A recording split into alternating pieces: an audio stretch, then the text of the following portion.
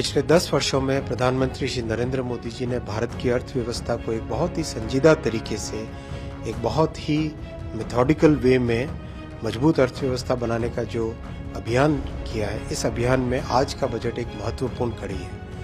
आप देखेंगे 10 वर्षों में गरीब परिवारों का कल्याण हो, मिडिल क्लास परिवारों के लिए सुविधाएं हो, देश का इंफ्रास्ट्रक्चर अच्छे से बने, साथ ही साथ फिस्कल प्रूडेंस एक बहुत ही अच्छे तरीके से सोच समझ के प्रधानमंत्री जी ने भारत की अर्थव्यवस्था को मैनेज किया है।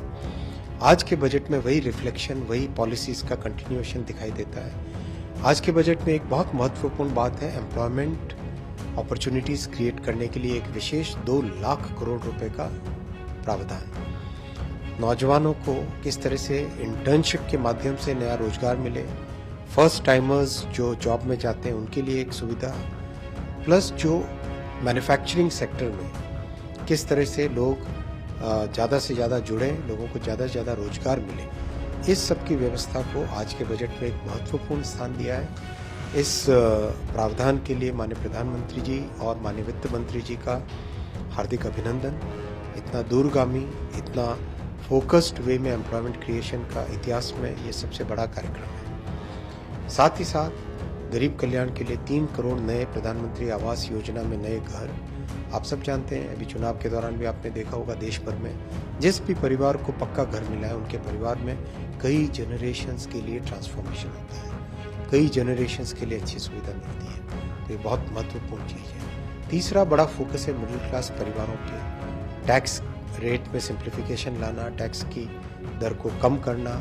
साथ ही साथ मिडिल क्लास परिवार का जो सबसे बड़ा सपना होता है अपना घर बनने का, उस सपने को पूरा करने के लिए इस बजट में प्रावधान है। चौथा बड़ा इम्पैक्टफुल चीज़ है कि कैपिटल इन्वेस्टमेंट, जिसके कारण देश में इंफ्रास्ट्रक्चर पे बहुत बड़ा फोकस आया है पिछले कई वर्षों में, और देश में एक सुदृढ़ अर्थव्यवस्था बनाने का एक बड़ा माध्यम है, उस पर फोकस कंटिन्यू है।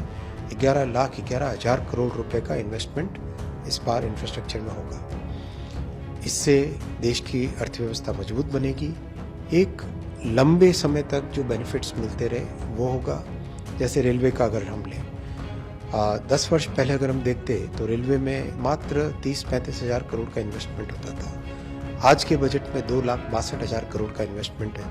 उसमें से सेफ्टी रिलेटेड एक्टिविटीज़ पे 1,08,000 करोड़ का इन्वेस्टमेंट है। ये बहुत ज़रूरी है क्योंकि 50-60 वर्षों तक जिस तरह से कांग्रेस की सरकारों ने रेलवे को एक इग्नोर करके रखा था, निगलेक्ट करके रखा था, 10 वर्षों में बहुत बड़े परिवर्तन आए, सब्सटैंशियल इम्प्रूवमेंट हुआ है। उसी कड़ी को आगे बढ़ाने के लिए आज के बजट में भी रेलवे के लिए विशेष प्रावधान किए गए।